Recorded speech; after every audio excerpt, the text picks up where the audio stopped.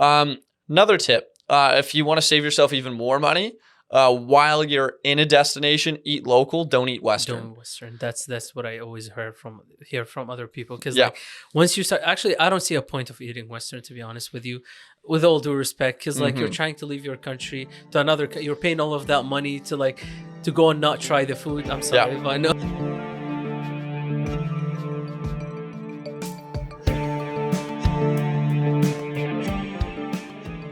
And just to start, have you ever heard of this podcast? It's called Talk Lab. If you haven't subscribed to it yet, you should actually. We're like more than 30 episodes now, which is really great. That's nuts. Hit that button, hit the bell. You'll get notified. And if you haven't checked the Talk Lab podcast on multiple platforms that we have there, that's going to be Apple Podcasts, Google Podcasts, Anghami, and Spotify. You should check us there. Today with me, I've got a great content creator, and I'm actually a big fan of you, bro. Jamey Lee, how's it going, bro? Not too bad. Thank you for the nice compliment there. Thank you very much. Actually, big fan, by the way. Appreciate it. Since you started TikTok, and I discovered you back in 2020, just like in the beginning of like when COVID hit and everything was kind of like crazy, and TikTok was a big thing as well. Yeah, at the time, still a big thing, but yeah, that's when you started blowing up, especially being the one of the creators in the area of Ottawa. Yeah, definitely like one of the main like local Ottawa adventure creators kind of going, especially on TikTok. At the time there was very few people kind of doing what I was doing, which made it kind of like an open market and stuff. But do you remember which video you saw first? Oh, that's a good question. Even though I watch all of them, I cannot recall, to be honest with you. It's been such a long time, and I scroll through TikTok a lot. Yeah. So don't ask me about that. It's actually an embarrassing question, but yeah. No, it's all good. Yeah. But golden question of the podcast, and I do ask this question a lot on this podcast. And I like to start with it since this podcast actually started midway through COVID. So this question became the golden question of this podcast. So how's COVID treating you, man? Yeah. So I almost feel like I have a very like almost not quite, but almost selfish answer, because I think the pandemic has treated me really, really well. And maybe that's part of my mindset as well. But realistically, like the way I look at it is when COVID hit at the very beginning, it just seemed awful in every sense of the word. And it was like for so many people. And fortunate enough for me, like I was lucky enough where none of my friends, family, or close circle, or really anybody I was connected with at all, like got affected by the virus, beyond just like the economic impacts. In terms of a health standpoint, very fortunate there. But what ended up happening for me was right off the bat, it seemed awful because I was doing freelance social media and video production for restaurants. Obviously, every single restaurant in the country shuts down. Boom. that side hustle, gone. I was working at a restaurant as a busboy at a steakhouse. That job, gone. I was working at a 9 to 5 as a social media manager and videographer where many of our clients were restaurants.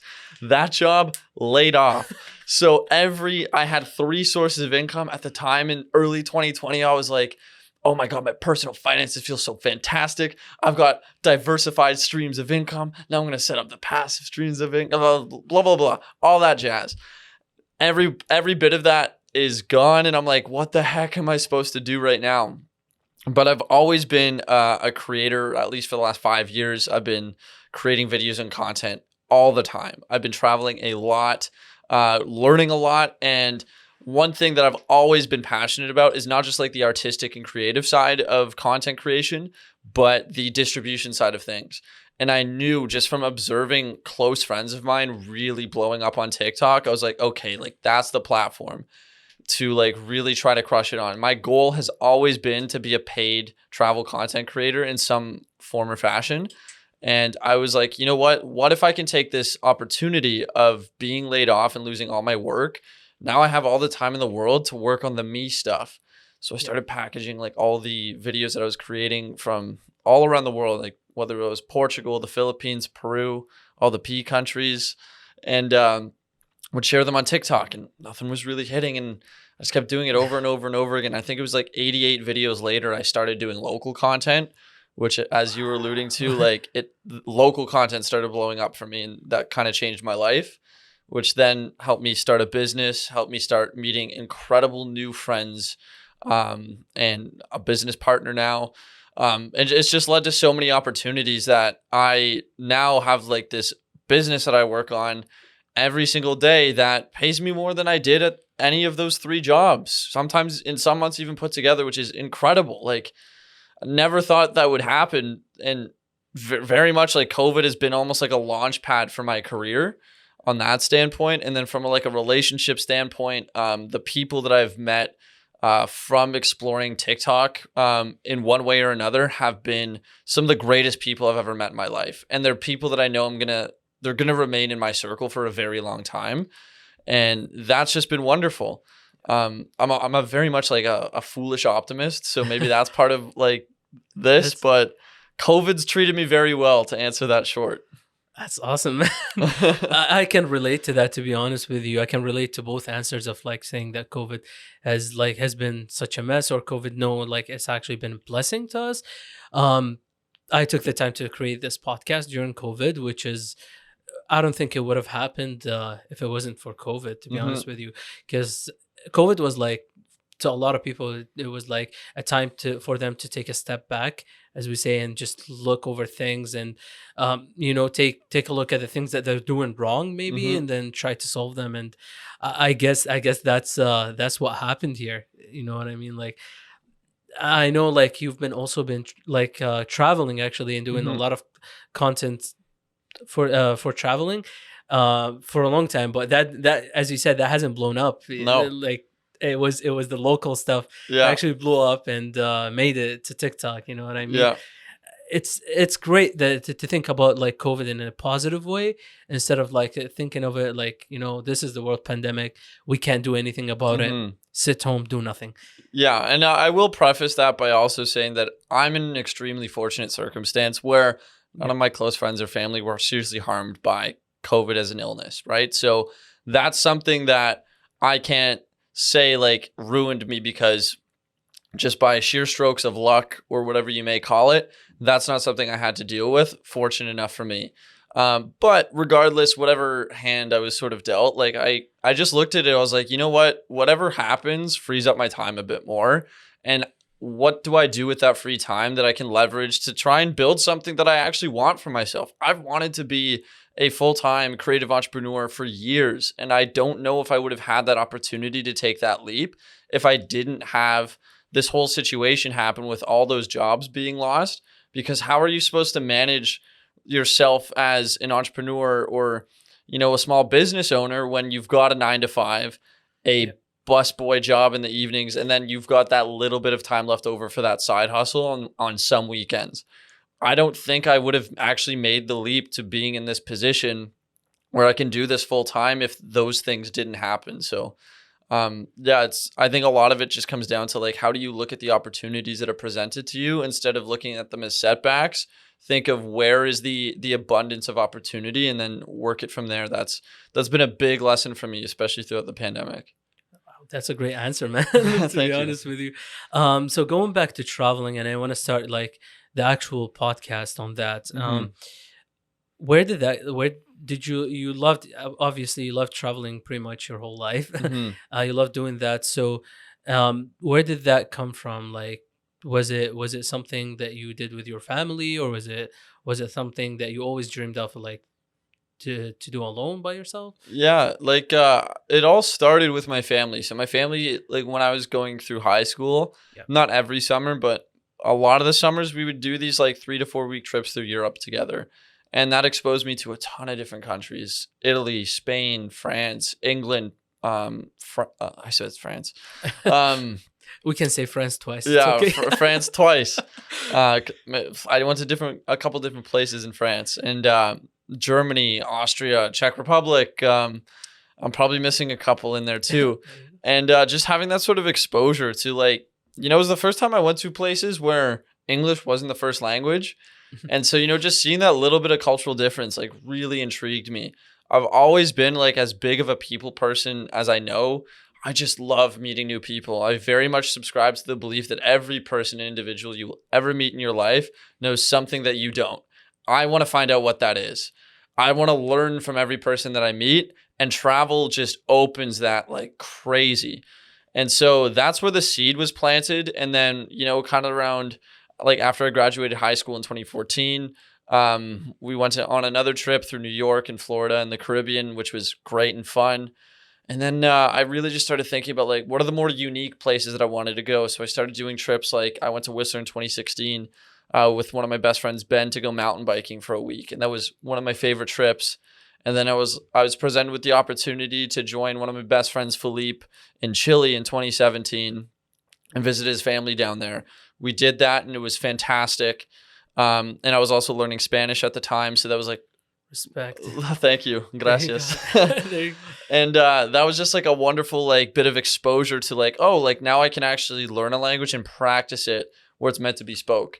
So that became really fun. And then right before I left for that Chile trip, I was like, you know what, like next summer in 2018, I want to do a massive trip on my own somewhere. And I decided on Southeast Asia and I went there for 3 months.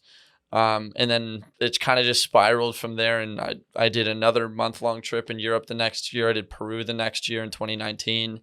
And luckily enough, I've been to 30 countries across every continent except Antarctica so far. With the goal of like, I want to hit every one. Yeah. COVID's made that difficult to even like hit up new countries now. But I'm double vaxxed. So like, hopefully I can explore some new places soon. And I haven't decided where yet, but yeah, so it all started with my family, and then it really kind of just developed into, I don't even want to say a passion. It's a legitimate obsession. I'm listening to an audiobook right now called How to Travel the World on $50 a day. That just goes over every little detail about travel budgeting. I just finished a fantastic book by Rolf Potts called Vagabonding that goes over every little detail that you need to know about travel. It really is a big consumer of my life, and I love it. I love meeting new people. I love experiencing new adventures, seeing new cultures, practicing languages that I am learning and getting better at them. And I think it just expands like your ability to be a human by interacting with people that don't think the way that you do, that don't see the world in the same way that you do. I think it makes you a better person, an individual, and you feel it. So every time I come back from a trip, I just feel like I'm a slightly better individual than the one that left. And that's what I love. Interesting. I like that you're hitting every point that I want to talk about easily. I don't have to ask those questions. It's just like out there. Yeah. So like, as you said, with traveling comes budgeting as well, which is like, it's actually a big part of the travel as much as we try to like hide that fact. It is and it makes people frustrated to even like, because like it's the main step for you to travel is to budget that travel. Do you think actually like, is it possible for people to like travel on a budget, on a low budget, let's say? Totally. Yeah. That's a good one. I did it like crazy. So my Southeast Asia trip, it all comes down to a few things. So here's some I would describe these as like my best travel budgeting tips that are out there. So if anybody's listening, like listen up to these, take your notes, because no joke, I would guess this has probably saved me tens of thousands of dollars on trips over the past couple of years just by implementing not one, but all of these little things and tips combined. So the first thing is you need to research the destinations and parts of the world that you love to see that have a cheaper cost of living than where you currently live. The best tip I can give if you really want to explore the world for the first time, head to Southeast Asia.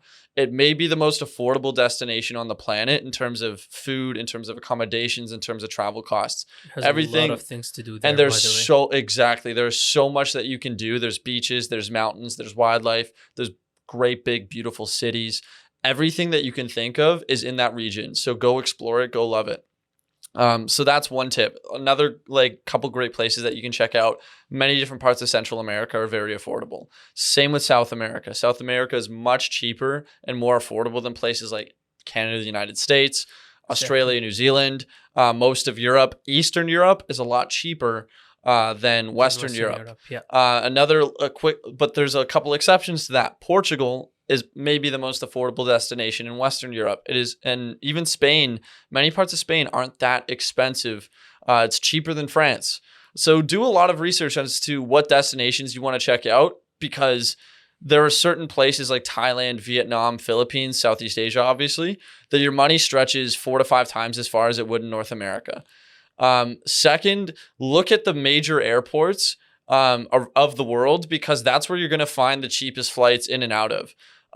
When I went to Bangkok, flying into Southeast Asia, most people are flabbergasted. I spent $760 round trip. Interesting. Okay, that's from a good Ottawa price. to Bangkok. Holy smokes, that's a good. For context, it cost me about $650 on average to do round trip Ottawa to Vancouver. Yeah. It was literally like $100 more expensive for me to go to the other side of the planet than it was for me to travel to the other side of my country. So, and knowing that, I was like, okay, and my money stretches like 4 to 5 times as far there. Those 2 tips alone, quite literally, if I could just end it here, you'll save like $5,000 on your next trip, because that's just knowing where to go and what airports to fly into. The third tip, though, is always research flight prices. So the Bangkok flight that I'm talking about, well, I was looking at like flight prices for like 3 months in and out of Bangkok, because I knew that's where I wanted to start my journey. And it's also, I knew that it was the largest airport in that region, so that flights to there would be cheaper than if I went to Phuket, or if I went to Cebu City in the Philippines, or any place in Vietnam like Hanoi or Ho Chi Minh. So things like that. So just knowing like the major airports, if you're flying to, East Asia, Tokyo would be one of the cheaper airports. But anyways, back to my point. So what's really, really, really key is taking the time, like every day, just spend a few minutes, like looking at flight prices so you know the market. I saw typical flights are around $1,000 to $1,200 round trip through Bangkok. Yeah. So I was like, okay, that's my market. If I see a drop in prices, I'm gonna jump, and I'm just gonna nail it in as soon as they happen. Because I had heard of friends that had spent like $900, $950, even some as low as $850. And the second $700, exactly the second I saw $760, this is January of 2018. I purchased my flights for June of 2018, 6 months out. Maybe that's another part of it. I was 6 months out, so I was able to lock in the ticket prices low. Exactly. But because I knew what the market was, I knew what those prices should look like. I was like, here it is. I'm going to nail it in at the best price I've ever seen and lock it in. I'm done. So then I spent like an extra $90. I think it was like $850 total with flight insurance and cancellation insurance and all that stuff, which is still absurd. So those 3 tips right there, like, can save you a ton. Also on top of that, like, if you want to save a lot of money, don't be afraid of hostels. They're the best places to meet people. They're the best places to base yourself for an adventure.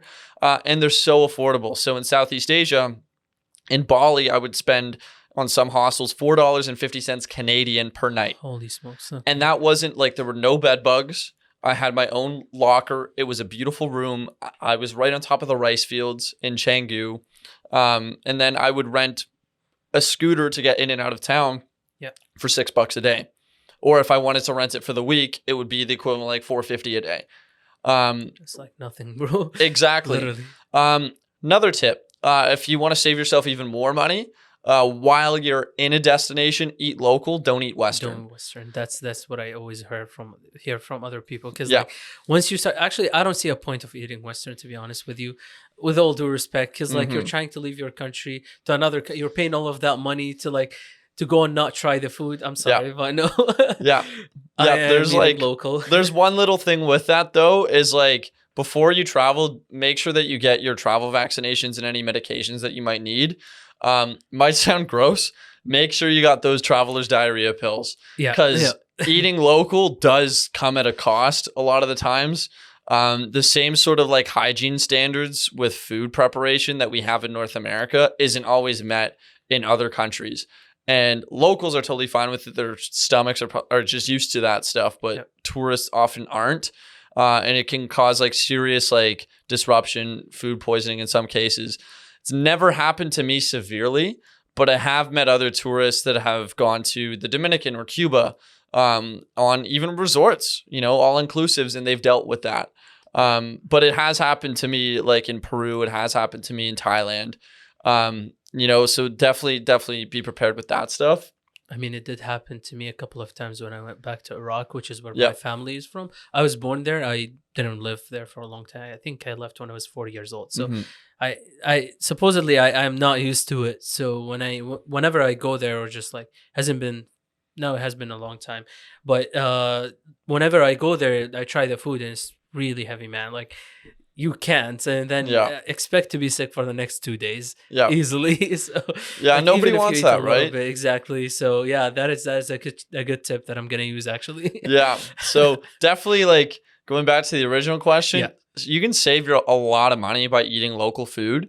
Like I'll use Southeast Asia for an example. Like when I was in Bali, because Bali's very westernized in many parts of it, you can go and get all the most beautiful types of pastas at like Italian kitchens. You can go, obviously, in certain parts, there's tons of vegan cafes. It's kind of got like that sort of like LA culture in the jungle, you know? But like I would go out and I would eat Western food, which would be like I was saying, pizzas, pastas, like you get burgers and different things like that all over the place. And it's really, really good. Yeah. And it is cheaper than what you'll pay here in Canada. I would describe it as you could get a legitimate, like really, really good Western meal for the price of what you'd pay for McDonald's here.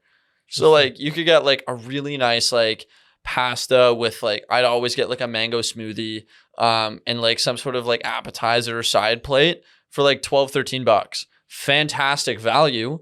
Or you could go to like a local warung, which is more of like a little kind of, it's like, think of it like Indonesian street food, and they're everywhere. You'd spend like $1.50 and you get like a massive plate of like rice, chicken, beef, or like just other local cuisine, just all tossed in together. And then you get like an iced tea for another like 30 cents. So you just ate for less than $2. And if you're staying at a $4.50 night hostel, which by the way, if you like, another really good tip to save a lot of money, is like, if you decide instead of staying in places for like 2, 3, 4 days at a time to extend your stay, you will save a ton of money. So if I decided to stay at that hostel in Bali for $450, I was paying $450 a night. Mm-hmm. I probably could have negotiated on a monthly rate to stay in that same bed in that same room for like $250 a night on average. But because I'm paying like for 30 days all up front, like I'm locking it in, which they love, and you just pay them cash, and that's you can do that anywhere. And that's how you can like just go really, really cheap anywhere in the world. So travel's not as expensive as you think, especially when you realize that the most expensive flights in the world are in North America. Yes. You know, so it's like you can travel from country to country in Europe really cheap. You can travel from country to country in Latin America and LATAM really, really cheap. There's discount carriers in most regions of the world, but not here in Canada. Ryanair is a great airline in Europe that's cheap. Air Asia is really, really good. Just be careful with certain things, like know what sort of weight you're allowed in terms of carry-on luggage and all these things, because they will screw you on that stuff. Yeah, that's a scary part as well, like the weight that you should carry with you. But especially like if you're carrying like videography, let's say videography gear and stuff like that, that comes really tricky. It's really tricky, especially videography gears. It's like it comes to the decision of like, what should I get? What should I bring with me? Okay, camera for sure. Lights. It's like, do I need lights? I don't know. That's the thing. Like tripod, if you're bringing that, if it's a video tripod, that's gonna be way heavier than a photo tripod. And gimbals, drones, those get really GoPros, secondary cameras, lenses, everything. Yeah, I think we should get like kind of a whole bag for the video gear, and then just like a small bag, a little bag for the clothes, and that's it. We're done. No, it's always been a tricky thing for me because I have my camera bag, which to the naked eye just looks like a normal backpack. Which luckily for me, because it looks like a backpack, that's the luckiest thing ever. Because like, I heard a lot of bad stories of. So here's a little tip: if you have a camera bag, if you're big into content creation the way that kind of we are, and you're going to travel, a camera bag that looks like a backpack oftentimes isn't going to get weighed. You know, because they just assume, oh, like that's a backpack. Everybody has a backpack. Yes. They never weigh more than the weight limit. Fun fact, mine usually does. I've got multiple lenses. I've got my camera. I've got my drone controller. I've got my drone accessories. Sometimes I have a gimbal in there. Sometimes I have some snacks. You might break like- your back, but like it's worth it at the end. Exactly. I've got my GoPro. I've got some housings. Like it's a mess. I've got so much stuff in there, and my laptop, an iPad as well. So it gets and chargers for all that stuff. It gets heavy. Yeah. So then, but if it looks like a backpack, usually you're fine because every airport employee just assumes, oh, it's just a normal backpack, even though it's not. So little tip there for everybody. Exactly. And hopefully no airport employee is listening to us right now. Actually another tip I will give that will save you a lot of money and headaches. If you're like me and you fly to places with a drone and you have intentions of flying your drone, research local drone laws, because the last thing you want is to arrive in Morocco and your drone gets confiscated by airport security and they take it and they put it in this box and then they tell you you are not allowed to leave on the ferry that you have booked. You actually have to fly back out of this airport in the same way that you came in so that we can see you leaving with your drone in the way that we want to see you leaving with your drone. And by the way, that flight that's only 25 minutes to Gibraltar is going to cost you $300. Comes from a real life story. yeah, those spoken from experience. Oh my god! So don't make that mistake. That's really awful. Wow. Yeah, I will never be making another trip without researching the local drone laws because I don't want to experience that again. I heard that it was in Egypt that it was back in the days. Actually, they didn't allow people to have like big camera gears and stuff like that, and you're not allowed to like some streets. You're not allowed to record. I'm not sure. I'd have to research that which streets and what places you cannot. But I'd say as well, like drones are a bit of trouble to them as well in Egypt. Yeah, drones are like the one piece of camera tech that a lot of places just really don't like. Yeah. And make sure you know what places those are. Because you don't want to get in trouble. There's unfortunately just so many people with absolute terror stories of flying drones in places they didn't know they should be flying drones. And they get put in jail. In many foreign countries, getting put in jail could be an extraordinarily terrifying thing, as if getting put in jail isn't bad enough, right? So yeah, especially that you don't speak their language most of the times. You don't know what's going on, and you're just put in jail for flying your drone. That's it's kind of crazy to think about, to be honest with you. But I can see that happen. It's really awful. That's not a good thing. It's not fun. And then I think the last tip, I could go on like travel budget saving tips forever. I can go for longer, don't worry. I don't feel the heat yet. So I'll tell you when I feel the heat. But I'll give at least on this topic conversation. Last tip for saving money as you travel, and I've alluded to it just a minute ago. But try to get like longer stays in places, really, like if you got 3 weeks, like I'm looking at my next trips, like maybe staying in a country or a region for 4 to 6 weeks and then moving on to the next. I think slowing down my pace means that I can integrate myself into local culture a little bit better. It really means that I can find those hidden gems.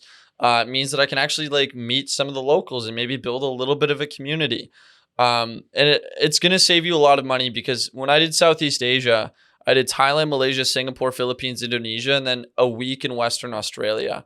And because I did so many flights and did so many regions for each of those places, for the most part, like I ended up spending like a lot of money on flights and a lot of money on train tickets. And even though like those flights and train tickets are a lot cheaper out there than they would be back home, but you're still spending a lot of money on them as well, because you need to you need to travel. You need to go from point A to point B again. Saving yourself that point A to point B time is just everything. If I didn't have to take there's like 18 to 20 flights during that trip, then if I instead took 4, well, then I probably would have saved myself like $1,000 at least, which is like a really good travel hack. So be patient with your travels. You can make your money go really far in places, especially like if you go to Thailand. Great little tip: fly into Bangkok, spend a couple days there, take an overnight sleeper train for like $20-$30. to the south, and then you can go island hopping, go to like Koh Samui, Koh Tao, Koh Phangan. And if you go there, like you can stay on each of those islands for like you can stay in Thailand on your initial visa up to 30 days. So then go there maybe for a couple weeks and you can really explore those islands. You can go scuba diving and do all these other things. It's going to save you a lot of money instead of just going from one place in the country to the next, to the next, to the next. Then you can go to Phuket, fly out to Kuala Lumpur or something. That costs $60 round trip, come back, and then do other parts of Thailand. Kuala Lumpur is also really cheap. So just little things like slowing down your travels, slowing down your pace a bit, you're probably going to find it's a more enriching experience in both ways in terms of like the culture as well as like on your wallet. So when did you start like did you actually document those travels actually? Yep. I wanted to should have asked that first. Yeah. Before, it's all on my YouTube channel. Awesome. Drop that. I'll drop that in the description. Nomads. Capital Nomads. I've got like all my Southeast Asia vlogs and stuff from 2018 in there. Awesome. I'll drop that link in the description as well, along with your social media links. Awesome. But the question is when did you start documenting the idea of like traveling? Yeah, I think the first trip that I really took seriously in terms of documentation was New York in 2017. Respect. So I like vlogged the crap out of that trip. It was great. Like I did a little bit. That style or no? Yeah, very much. Like that was a big inspiration for me at the time, and I actually same here, man. Casey Neistat. I was walking and vlogging on the Brooklyn Bridge, and he ran right past me, which was like super cool. And like I was a big enough fan at the time and a respectful enough dude to know that I am not gonna be that guy that chases down Casey Neistat for a selfie just to say like, hey, what's up, hello. No, probably he has something to do during that day. Like, I mean, he wasn't like stopped taking pictures with fans. He was on his run. Exactly. But that's a cool thing to happen, man. I wish, man. One day we should see them both. Yeah. I actually saw it at YouTube, like back in 2017. Hopefully, no one finds those vlogs. Actually, I turned them all off to private. Very embarrassing, to be honest with you. But one of the reasons why I started YouTube, I started being comfortable in front of cameras, was Casey Neistat, because I was really inspired by his style and by the way that he talks and the way he shoots his day. So I was like, why not? You know what I mean? I started vlogging, but it was embarrassing, to be honest with you. Don't do it. There's nothing wrong with that. I always say like it was a good start though to be. It is cameras. Like if you want to acquire a skill set in anything, I think you have to give yourself permission to suck. Like I was not a good videographer or storyteller or like any of that stuff in 2017 when I was doing it. Like I was learning. I had just gotten my Adobe Creative Suite subscription in January 2017. February of 2017 was when I did that New York trip. So I had like no experience. I barely knew how to edit a video. I barely knew anything about cameras. Everything was on auto. Like I was just learning a little bit here and there. But like I understood. I was like, yeah, like these might suck, but I was hyped about them at the time. Yep. You know, and like looking back, I'm like, yeah, like these are no, I don't like these videos anymore, but but they hold like a sweet little place in my heart. Cause I look and I'm like, yeah, just because I don't like my skills and my abilities from this time doesn't mean I don't appreciate them for what they are, because what they are is a token of my abilities that have come since then. You know, like what I've learned since then. Like I can look at those videos and see like, oh, this is what I would do differently to make this better today. And just seeing that progress, like in my own like skill set with that stuff is everything. And I love that about what I do. You know, I love being able to look back and see like, oh, like I sucked at these couple things, but you know, like I'm happy with where my skills are today. And I'm sure in a couple of years, I'll feel the same about where my abilities are right now. Exactly. Like, but it's a beautiful thing watching progress happen and kind of unfold in front of you. And that's been a lot of fun. To be honest with you, I always say that sentence, but it kind of makes me look like an old guy, to be honest with you. But I'm gonna say it again. It's like we came to this earth and we didn't know how to speak, right? Like that's the thing. We progressed and we learned, and look at us now. So like you can never start and not suck at something. You know, you have to suck.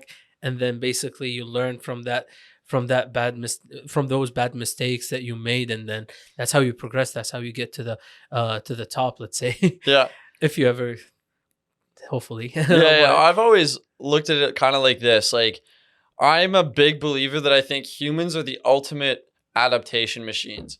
When we come out of the womb, like if you look at a baby, if a baby is to survive, it literally needs everything done for it. It can't walk, it can't fend for itself. It's kind of just like a ball of mush that needs to be fed. It needs to be petted. It needs to be taken care of. It needs to be loved in order to exist. Awesome little creatures. Yeah, exactly. And like, but from every day moving forward, that young little child has to learn something in order to adapt, to get better, to function. Yeah. And I don't think that ever ends for people. No. You know, and for me, like I'm a big advocate of just eternal learning. And that's what I really, really aspire to, is like, I still look at myself almost like with like that childlike curiosity, like, oh, like there's still more things that I can learn. Like I only feel like I'm crawling in life. How do I run? That's what I really want to aspire to like kind of achieve in my life. But from day one, like we aren't special. No. We literally need everything done for us by our caregivers. And until that certain point where we can kind of take off and live on our own, which is usually like what, 18 to 20 years later in life, it takes like decades to like build you into somebody that is self-sustaining. Exactly. Like think of how long it's going to take you to build, you know, the next part of your life. That's just my 2 cents on that. That's an awesome picture that you draw there, man. I love it. I love it, man. Well, did you spend some time like actually behind the cameras, or because going back to when you started, basically, when you got your first camera and when you got your first subscription with Adobe, which is respect, of course. Adobe is the best. Yeah, none of this final best collection. It's the most expensive one, but hey, yeah, don't do that collection. Final Cut life. Don't do it. So yeah, when you started, did you spend a lot of time behind the camera, or just you were the person who like to shoot himself, like kind of like a video of themselves? It was a mix of both. So both, like good. I like, for me, like travel videography has always been kind of like my favorite thing. Like I said, it combines all of my interests. Like I've always loved being a storyteller, whether it's in a format like this on a podcast and kind of just letting my words speak for themselves. Even when I was a little kid, like public speaking was always like my favorite thing. I loved always just being some form of an orator and you know, just trying to evoke emotions in people within how I communicate. And then I realized, you know what, like video is a great outlet for that. It's a fantastic way to like effectively tell your own story, make people feel things, make people like experience an emotional connection with a piece of work that you put out there. And I've always wanted to do that. And so I really did experiment a lot of times being in front of the camera as well as behind. Like, how could I like take somebody else's story and tell it for them? Because I knew if I wanted to tell my own stories, I had to build a business that funded that, right? And so over the past couple of years, it's really kind of gone off and on. Like, what am I over-indexing on? Last summer, it was all me in front of the camera.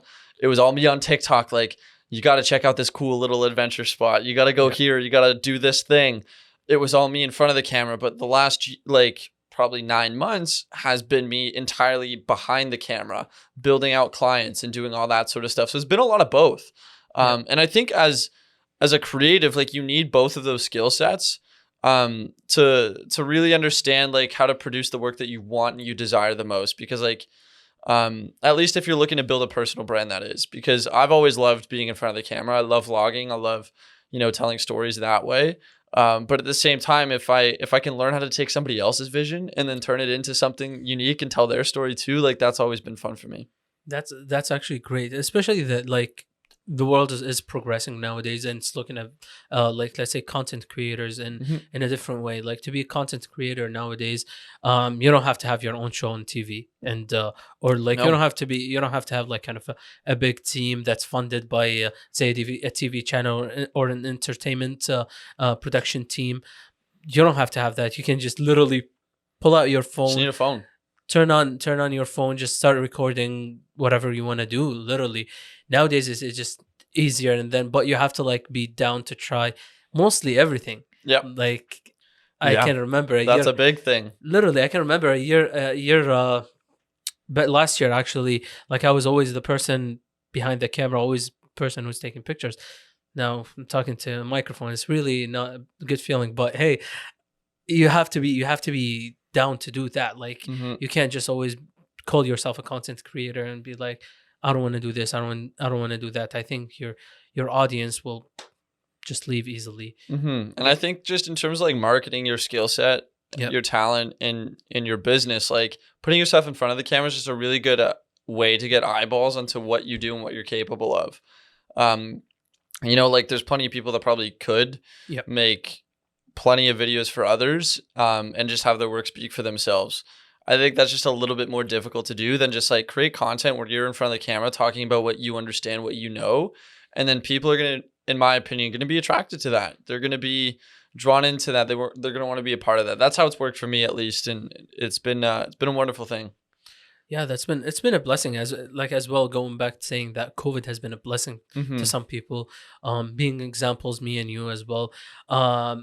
But going from a person who's creating as well content on YouTube, creating those long videos, to going to a person who's now creating a lot of his content on TikTok, which always have been looked upon that, okay, this is the app for kids. Yeah. Nowadays, a lot of adults use it. We see a lot of adults who have their content or targeted towards other adults. It's no more that's the app for kids. It's actually a new business or a new opportunities for other content creators. It's actually great to see that, to be honest. It's fantastic. Literally, like you went from like creating or uploading the stuff that you've done before to now creating content that's basically speak for local businesses or local, let's say local places nowadays. The moment you blew up though, like what video was it that blew up for you? Yeah, so I had one of my travel videos of those 88 that I was talking about, of me like testing out all my international content in a bunch of different ways. I had one hit over 100K, which was me talking about my favorite place in the world, which is Siargao in the Philippines. But the first one that did it locally, which really unlocked like the secret sauce of TikTok for me and like my brand and building it, was I went on a hike with my buddy Kieran last year to Eagle's Nest. And I went there just in Calabogie for sunset. I love that place. And I made a TikTok there in the same format that I had been doing with my international content. But I just like was like, I'll see how this goes. Did not think anything of it. And it got 150K. And again, that's local. Respect. 150K in a city of 1 million people. Like that's pretty good, man. Like that's a significant portion of our city saw that video. And then I was like, wait a minute, why don't I try this again at a different spot? And so my friend Chelsea, she told me about an app called All Trails, like a couple weeks prior. All Trails, it's exactly what it sounds like. It's all the trails. So I was like, okay, let me go to All Trails and like look up photos of really cool spots that are within like a 30-minute drive from where I live. And I found two. And I went there that week. So I did this place called Sheila McKee Park. And like I opened up the video and I was like, I bet you didn't know about this Pebble Beach in Canada. And I was like, I knew for a fact, anyone from Ottawa probably had no idea that this little like Canada/Dunrobin like beach existed. I have no idea, to be honest. No one I live in Canada. Okay, exactly. And I bike, by the way, like we bike for fun around town. But I have no idea. Opposite side of Canada, though. This is like towards Dunrobin area. Okay. And check it out though. But that got 400,000 views. Shit. And then I did another one, which was Morris Island Conservation Area, and I went with my friend Chelsea, the one who told me about All Trails. And I opened up the video and I was like, I bet you didn't know about this incredible conservation area in Ottawa, something like that. Another 400,000 view video. So all of a sudden, within a week, I had nearly 1 million views on my account, all local. And I was like laughing so hard because I put so much effort into my international content. And I was like, why aren't people tuning into Machu Picchu, but they're tuning into this tiny conservation area in Ottawa? And I realized a few things. I was like, one, we're in the midst of a pandemic. Nobody has access to these international destinations. It's not information they can do anything with today, but they can do something with what I'm doing right now because I'm telling people about a place that they can head to tomorrow. Exactly. And a lot of people did. So that was kind of like that secret sauce for me that I just went ham on all summer. So I like really distinguished myself as like, I'm that guy that you follow on social media that tells you like all the cool places to go around. I want to expand that out of Ottawa and Ontario and Quebec and Canada as I move forward. But that's kind of how I built my community and stuff. And now it's pretty substantial for a local thing. I think I'm sitting just under 32K on TikTok, which is crazy because that's like 3% of our city. Literally. Which is nuts. But it's been fun. Like that was like how it all started, was like I tested literally almost 100 videos. Nothing worked. Something did. And I was like, huh. And I doubled down on that and just like kept repeating that over and over and over again. And that's really changed my life because of doing which is that. Awesome, man. Do you get called out when you go on the streets or not yet? Sometimes, yeah. I've been recognized probably 2 to 3 dozen times so far since last year. Okay, there you go. It's not an everyday thing. It's amazing. Like it's not an everyday thing, but like 2 weeks ago, it happened on back-to-back days, which I hadn't have happened before. And like I was talking and I had my mask on. I'm notorious for knocking mics. No problem. We'll get But I have my mask on and like this woman goes, I know that voice. You're that guy from TikTok. Because I narrate on my videos. And I was like, yeah. And she's like, oh, I watch all your videos, blah, blah, blah. And I was like, that is so cool. And then the next day, same thing happened. Was like, oh, like, are you that guy from TikTok? I was like, yeah. And she's like, oh, I recognize your voice. And I was like, cool, like so cool. And when I was a server at the Keg, when my job came back, when the restaurants opened back up, I had a couple customers like recognize me when I was serving them. One of them even showed me, she's like, oh my God, check this out. It wasn't just my profile. She like saved one of my videos onto her camera roll. Ooh. And was like, she showed me it and was like, yeah, like that's a true fan, by the way. Yeah, true fan. Exactly. And so she showed me this and was like, yeah, like me and him went here on a date last year because of you. And I was like, wow. Like, and it was just crazy. Like some of the comments I've gotten too have been amazing. There's one I'll never forget. Because like I always made these videos kind of for me. Like I've always wanted to have a brand that I could build selfishly, but I also like have wanted to do in a way where like I can help people. Like my mission is essentially to help people improve the quality of their memories, right? Yep. And there was one comment I received at one point that really like made it feel like I had made it in that sense. Just in terms of like made the mission, because a woman commented saying something along the lines of, thank you so much for putting out all these videos of all these things to do in and around the city. Me and my son have gone to so many of the places and destinations that you've talked about. And because of that, our relationship has gotten so much better. Oh my God. And I was like blown. Like I was so overwhelmed with like joy and happiness, because I was like, I didn't think that was possible within the content I was putting out. Right. Yeah, like I had so much fun with it. We're talking about affecting people's lives. Now, like not just like, you know, their relationships. Yeah, exactly. It's not just them going to that place because I said you guys go to it. Now, like they built a relationship because they were watching your videos. Wow, man. And like I was like, that's incredible. And then and to anybody listening, like if you've ever felt like the internet doesn't care about your opinions, or that you are like uncertain about whether or not like you should be putting out like your own voice in whatever format that is, like just do it, because you will never know the impact that you can have on somebody else because of it. Like exactly. That was the most eye-opening and beautiful thing that I had experienced as a creator.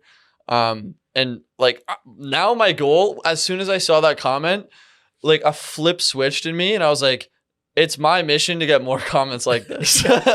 Oh, let's hope so, man. Let's hope so. Like it's actually a common goal between a lot of content creators is to have like a good impact on people, and to inspire other people to do like something, like whether it's something that I'm doing right now or like something that you wanted to do for a long time, but someone inspired you because like, oh, they made this video or they said that thing, then they inspired you, and consequently you're doing now this video, or you're making this thing.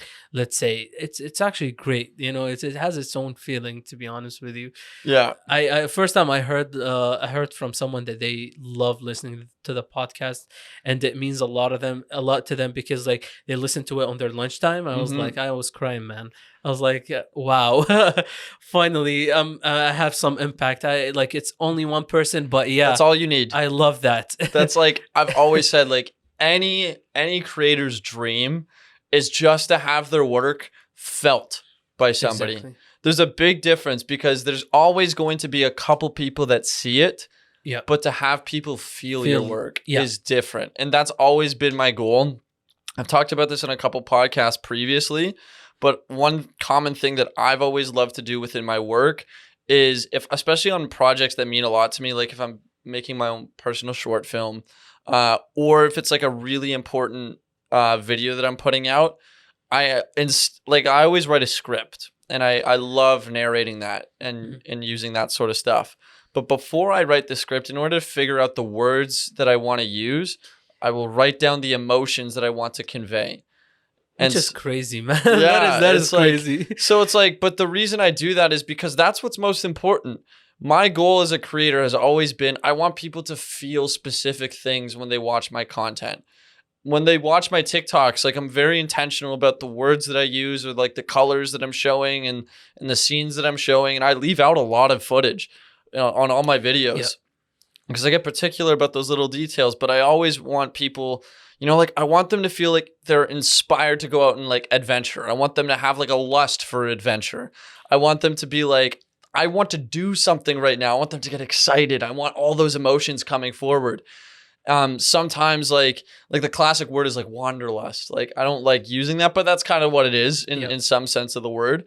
But there are some films that I used to work on, and I would write down like, I want somebody to feel inspired. I want somebody to feel empowered. And I would write down like 10 different things that I want people to feel. And then I would almost like navigate my script being like, I want somebody to feel inspired right here. And then I actually want somebody to feel a little bit sad right here.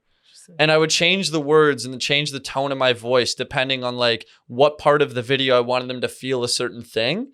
And that's really helped me with my workflow. And it's something I want to explore more. I haven't had a chance in a long time to make like a personal project because I'm so busy with client stuff. But for the most important work that I've ever put out and that I've felt best about, I start with the emotions because that's everything. And if you can get somebody to actually feel those things, that's incredible because everybody can get a view, but if you can get a feel and an emotion, that's what you're touching somebody, and like that's what creates and cultivates like a thriving audience. The best creators in the world, Casey Neistat makes you feel things when you watch him. Exactly. Yes Theory makes you feel a lot of things when you watch their videos. Sam Kolder is the same. Peter McKinnon is the same. Respect. All the people that all these like creatives look up to, they're the best in the world at making people feel emotions. And that's kind of been my goal. It's not been transitions. It's not been like, being the best like at color grading. It's not been the best cinematographer. It's just like, okay, like, can I make people feel something? And the fact that I did that to an extent that somebody like a mother and son improved their relationship like that just blew me away. And now the goal is just replicate that over and over again. Exactly. And it's like the ultimate goal of every content creator. Like ultimate. Literally just, I just want to touch the heart of someone. That's it. That's what I want to leave an impact on someone. That's what I feel as well. Like personally, not like, especially like let's say when we take photos and when we make videos, my goal isn't to get like 10 million likes. I mean, that'd be nice, but that'll die away someday. But having an impact on someone that lasts forever, man. Like like that person is gonna tell another person, is gonna tell another person, and that's like as if you made not only an impact on one person, you made an impact, let's say, on 10 people to 100 people. That's how basically you grow as well. Like that's what I feel. And it's more important to make impact on people than just to get like those numbers. I've seen like one of my videos actually on TikTok, funny enough, made 500K, which died away literally right after, because I made that video out of just fun. I wasn't in the video. I was just leaving my car, shooting a video, and it was snowy. Literally, it got people reacting to it like nuts. I Mhm. was like, what's going on? I have no idea. Like, I think I got like 1,500 followers from that, but not Yeah. much. Even my TikTok account isn't made for it. Like, it doesn't have my picture. Nothing is there. I have no idea why this video blew up. Mhm. 3-4 videos later, I'm getting 400 views on them, Yeah, on those yeah. videos. I'm like, what's going on? Now that I made it serious, you guys are not watching. Yeah. Please make the same video. Yeah. Just like get the same audio, use that again, and just, you know, it was stupid thing. So again, going back to the point, like, you could make one video that doesn't really impact a lot of people. Yes, it gets a lot of interactions, or like people react to it a lot because they did, like, you know, let's say 10 people at the same time reacted to it, another 10 people saw that and started reacting, but then that's not gonna last. You know what I mean? You just made a video that doesn't have any purpose. But if you make a video that has a purpose but it stays there, it just doesn't get a lot of views, let's say 10 years later, that video impacted someone, that's a real gold. Yeah. That's what I would say, to be honest with you. I feel that I made it long to make that point. Yeah, no, but it's true. Like, going back to what I was saying a minute ago, like, my mission as a creator, and I kind of wrote this down last year, like, my why is, in short, I want to help people improve the quality of their memories by showcasing wonderful adventures.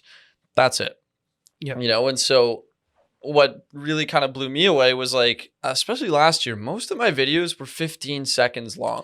Yes. I wasn't making big films. Was that the limit of TikTok? No, Was it so 15? what it Was was 30 seconds. I think? So no, it was 60. But 60, the okay. reason I was doing 15-second videos is because, especially last year and last summer, most of the trending songs on the app, TikTok only had like the 15 royalties and seconds. rights for 15 seconds. Yeah. So like anytime I would go over, the music would just cut out, and it affected my content. So I just got really good at like micro content, and kind of building my brand that way. But what blew me away was, like, it was kind of like an unlock, because I realized, I don't need 5 minutes to like make somebody Tell feel a something. story, yeah.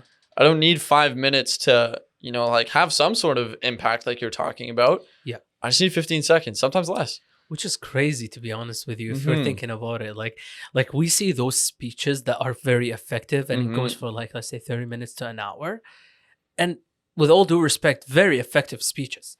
But nowadays you see like we've been like scrolling on TikTok for like 15 seconds videos, and that's kind of crazy, to be honest with you. Yes, those videos have impact on us as well, but that's the crazy part. Like, it takes 15 seconds to have an impact on a person. That's it. Sometimes less. Sometimes less. Yeah. Like, wow. now that social media is like all about, like, you know, like mass production, let's call it. You know what I mean? Like, you need a lot of effort to just, you know, produce that one video that has an impact, or that pops out of this whole mess, you know. It's crazy that, like, way before, like, let's say, how long would you spend on editing? Like, hours. Yeah, hours. That's why I stopped doing YouTube. Yeah. Like, for like a 5-minute video. Nowadays you still spend hours, but like for like 15 seconds videos. But like with those, like, it's crazy, because like you put, let's say, hours and hours of like editing, shooting, preparing for that video in like, boom, 15 seconds, easy. Yeah. Who would have thought? I like the way I look at TikTok, and even Reels right now, which has quite a bit of organic reach potential, but not, in my opinion, still not as much as TikTok. Not as much, yeah. The way I looked at it was like, if my goal is to become a full-time creator, and that's to build a business where, like, whether it's my personal brand or like a company that I create, which is what I've been doing recently. If my goal is to do that full-time, and like that's my main source of income, I get to do and shoot these things every single day. That's my thing. Then I need to go where the most efficient place is, because in my opinion, that wasn't YouTube. Because on YouTube, let's say I make an 8-minute video. Okay, well, that 8-minute video could take me 2 to 3 hours to shoot. Then it could take me anywhere from 1 to 5 hours to edit. And then I gotta go like source out a thumbnail, toss it into Lightroom, make sure my colors are popping, then bring it into Photoshop or Canva and like figure out like a cool title for it. Then I gotta do my keyword research, and like kind of go on a TubeBuddy and figure out what exactly like I should be looking up to make my video rank on search and all these other things. And I would put like 10 to 12 hours into it just for one video. Yep. But in 10 to 12 hours, I could probably bust out like 70 TikToks. Literally. Like, Literally. and the crazy thing is like, I always looked at TikTok, especially last year when I started really taking it seriously. I was like, you know what? Like, the beautiful thing about this is I can put in a tenth of the effort for 10x the results and the attention. So I was like, why wouldn't I try that out? And it really worked for me.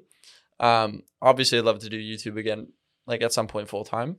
When I have the time and resources for it. But if you're a creator out there, really recommend you look into taking TikTok more seriously because like, I'm not exaggerating. You get 1/10 the effort for 10x the result. And if you put in 10 times the effort that you do into YouTube, onto TikTok, you're gonna go crazy. Like, it's banana lands. Like, wow. To be honest with you, the moment that I felt TikTok is that serious is when I started seeing TikTokers start collab with each other. I was like, wow, it's getting serious. That's the next YouTube. Because like YouTube back in the, like when YouTube blew up and it was, you know, YouTubers were kind of the big thing, but thanks to Logan Paul, I'm a big fan of Logan, by the way. Yeah. I love that guy. But like it was crazy because, like, you know, like people looked at YouTubers back in the days as like, what is this kid doing? You know, he's not gonna get anywhere. And the same thing. People looked at TikTokers in the beginning. It's like, what is this kid doing with this? Like, just, you know, you're trying to make a video out of your phone and just you think you're serious about this. Now TikTokers are making collab with each others. Now they're getting, you know, they're being sponsored by big companies. Literally, I mean. It's not only in the beginning, it was only Charlie that was getting those promotions or those sponsorships, but respect now, like a lot of TikTokers are getting that, especially now that TikTok is paying people to create content. I don't think in Canada that's not yet. Not directly through the platform, at least. Really? No, the Creator Fund is not available in Canada yet. Hopefully it is soon. I wish it was last summer because my views were really high. I had like 1 month with like 2 million views, which is crazy when you think it's just local content. But I was like, oh, if I was getting like a 30-cent CPM, even that would have been sick. I always thought about Ottawa, to be honest with you, and maybe that's why you kind of like. I wanted to get to that point. Is like maybe that's you kind of the reason why you blew up as well, because like everyone thinks of Ottawa as like this dead city that's only for government. Literally, like literally the city that's either for government workers or just seniors who live there. To be honest with you, just like nothing's there, nothing's happening, and then you go in and be like, "Oh, have you ever heard of this place?" Yeah, like I'll be honest, I was one of those people. Yeah, it was. And then I had all this time and I was like, why don't I explore my city the way I explore other countries? Would you say that's thanks to COVID that you did that? 100%. 100%. Because I wouldn't have had the time. If I was working all those 3 jobs, like I was putting in 55, 60 hours a week into work. Wow. There's no way I was going to have any time to like explore. Wow. Yeah. That's crazy. 50 hours of work, man. Yeah. It was, well, I had probably 40 to 44 at my 9 to 5. Then another 15, sometimes 20 at my busboy job. And then I would pick up the occasional like shoot to do photos and videos for restaurants or random clients that kind of approached me. But at the end, you just feel exhausted. You're just out of energy. Yeah. Oh yeah. Thanks to TikTok though. Yeah. TikTok's the place to be. Changed my life. Literally. Yeah. Man. But now how do you do your videos? You still put the same effort on your videos, or just like when it comes to editing and everything, or just kind of less effort? Yeah, so I put in just as much effort into TikTok as I did before. It's just the frequency of like posting on my personal brand is a lot less, but I'm posting on clients. Like my business is building TikTok accounts now. Yes. And so I try to like take what I learned in growing my account and apply that to other clients in different niches. So, you know, like working with Tony Greco, like he was a professional hockey trainer.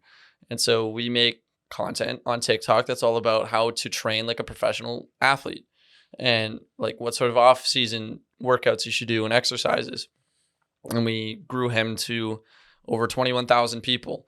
Another one of my clients, Adam Chapman, is like the service business guy on YouTube where he does like driveway sealing and like window cleaning and gutter cleaning and all these different random service businesses that you don't think are sexy and cool. But him and I together have collaborated a lot, and thanks to putting both of our heads together, he's at 100K on TikTok, which is like helped his business. And he passed you. Dude, yeah, this guy, respect. Yeah, he passed me a while ago. And we started together back in November. And yeah, it's July now, which is nuts. And there's just like a bunch of different examples like that. Like if you're just consistent with the effort there, and you understand that like just basic psychology that within the videos, like if you say a bold statement in the first 3 seconds, somebody's going to have more interest to watch the rest of the video. If you make a little call to action for people to follow you, it's going to help your video do well and get more followers. Just asking people to do things like that might sound silly, but that's the way. It's a quick hack. But yeah, it's been pretty crazy. I don't even remember what your question was. I went on this tangent, but I love that, man. It's like as I was saying, you're hitting. That's why I'm not asking a lot of questions, because you're hitting every point that I want to talk about. Literally, you're making my questions pointless if I ask them. But I told you, I'm one of those guys that like it's so hard for me to shut up. Hey, same here, man. Yeah. Even though I've been silent most of the episode. But, yeah, I'm sorry. But hey, because you're hitting the points right, which I love, man. To be honest with you, and like if I was actually, I had one question that's kind of like, a little bit off topic as well, not very off topic, but it's so if I was a person that is about to start or thinking about to start content creating in 2021, what am I looking for mostly? Yeah, so I'll answer this in two ways. What would you tell me to look for? Yeah, so I'd be like one, the first thing I would say is what I said right at the beginning of this episode. You can't be afraid to suck. Yeah. If you're really willing to like fail at something, fail. I always it's cliche and cheesy. It's very cliche and cheesy, but like I always say like the only L's I take are lessons. There you go. It's like, but it's true. Like if you really come in with the mindset that it's like, you know what, like I'm not gonna be as good at this thing as I will be tomorrow, and that's all right with me. I'm still gonna do it. I'm still gonna share it, and I'm still gonna get feedback. I'm still gonna learn. That's the first mindset and hurdle that you have to overcome, because a lot of people become paralyzed at the judgment of other people on their work, that they decide that they're never actually going to start, or they do start and they decide not to share it. Yeah. If you want to be a creator, share your work openly, share your work vividly, and don't care about what people are saying about it. And just keep practicing, getting better, and putting in those disciplines to like really work on it. The next tip that I would give, if you want to be a really successful creator, I'm not near where I'd like to be in terms of, I'm not even talking about followers, but just like in terms of where I am with my career as a creative. But what I have learned, and that's helped me turn it into a full-time business, is this one thing. If you are a creator and you do not care about, the distribution of your work equally as much as you do the art of like these photos and videos that you're putting out, you will not be as successful as you like. You need to understand how to leverage a platform like TikTok or Instagram Reels or YouTube through like search engine optimization. You need to know these platforms and how they work so that you can get attention on whether it's your work or your client's work that can translate into some sort of result. Because at the end of the day, the only unfortunate way that you're going to make a full-time income as a creative is by driving some form of KPI for yourself or for a client, key performance indicator, driving some form of business result. In some cases, that's going to be brand awareness and attention. In some cases, that's just going to be making really good ad creative and content. In some cases, that's going to be like creating something that's going to sell a product or a commercial. But you need to get good at understanding how does the work that I create and the platforms that I'm shooting it for, how do I like leverage my skills to get more attention on this so that it can translate into some form of a business result? Once you learn the platforms, you can create content that has your voice in it, that has your creativity behind it, but also has the consumer in mind, the person watching the video or the photo in mind, so that they can get the most out of it and get that result for you. If you aren't marrying your creative skills with these like the understanding of how these social media platforms work, you're leaving a lot of potential on the table. And it's going to be very difficult for you to get your work seen and get your work recognized, right?